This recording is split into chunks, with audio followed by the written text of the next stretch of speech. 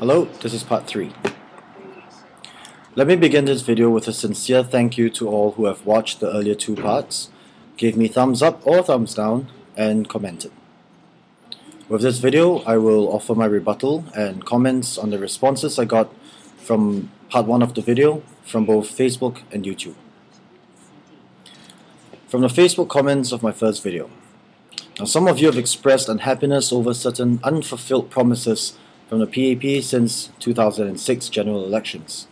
Now, let me remind everyone that in the past 5 years, the international community has suffered from various factors, of which I believe the international financial crisis serves as the largest. I give this example on Facebook. You now have $1,000 in your pocket, and you are now faced with a dilemma. On one end, a family member is suffering from an illness that will require immediate medical attention, and it will cost you $800 out of that $1,000 that you have for medical fees. On the other hand, a water pipe in the kitchen bursts open and is causing a minor flood in your house. Now, it requires you to mop it up every hour or so. Now, as annoying as you are with the mopping, and knowing it costs only $500 to repair the pipes, you will clearly choose to spend $800 of your $1,000 to solve the more important issue at hand. Endure and deal with the less important issue until there's enough money to rectifying the annoying yet not threatening problem. Now, that's not the best example, but it would suffice for me to exemplify what I mean by us needing to choose the right people to manage accordingly the funds that we, like it or not, provide via mediums such as taxation and levies. Again, I'm not saying that the PAP has done a job deserving 100 marks. They have fucked up in certain areas as well, but if you were to weigh the scale, it will be clear to all who are well informed and educated enough to see that there were more good done.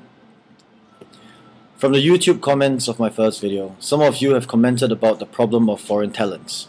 Now, in my personal opinion, I would like to remind each and every single one of you that you do not originally belong on this island either. Now, aside from the Malay community, every single Chinese, Indian, and, in contemporary civil service language, others, are migrants. Your forefathers made a decision to make this little island their home, and generations later, here we are. Foreigners coming into Singapore are not here to take your jobs, nor to take your money. They are here like why your forefathers came.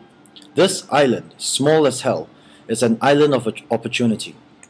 Your parents and your grandparents have fought hard and sacrificed much to help build the Singapore we currently live in. If you think the government will be stupid enough to merely give it away due to the influx of foreigners, then clearly you are the stupid one. Furthermore, it should be more of a source of energy for you to work harder and plan better, instead of complaining. In response to another YouTube comment, let me begin by congratulating you for your PhD candidacy in political science. It is something I hope one day to complete as well. Now, assuming you are telling the truth, then for your perseverance, I salute you. That said, I also worry about why it is you would want to consider the study of political science, if you fail to have read in between the lines of what I was trying to say. You requested me to get to the point and not waste your precious time. Then please use your PhD brain of yours and think for a minute. If I were to say nothing more than vote PAP in my videos, without anything to substantiate my claim, emotions, and feelings, then I will have done absolutely nothing. I don't make comments on how you look, what your color is, and what kind of music you prefer. So if you have a problem of looking at me and thinking I look like a douche, or a problem with my smile, then look somewhere else, but listen to my words. So I am a B1. Just for being a mother, you have gained my respect. Yes, I think you are absolutely spot on when asking yourself the question, it is so hard to raise 2 kids. Now imagine a country. Now, I'm not married and most certainly do not have children, but I see my friends who are married with children, I see my family, and all I can do is imagine. The government has indeed made mistakes and miscalculations along the way, and while they are unfortunate mistakes, it will be wrong for the people, again, to assume that the government intentionally made some of those mistakes. As I mentioned in the first video, we are but humans and we make mistakes. As a child, we may not agree with everything our parents do or have planned for us, but we can not doubt that their intentions are pure and good. As a parent, we have to make the right decisions and try to ensure that our children lead the right path.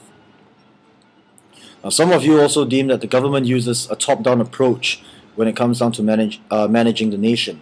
Let me ask you one question. Which nation does not? If your argument is that, oh, there are more democratic countries like the United Kingdom, United States, Taiwan, and therefore they have a more balanced government, then I will tell you that you are wrong. Read up on read through Amnesty International and Transparency International, and you will know what I mean. If you do not at least look at those sources, then shut the hell up.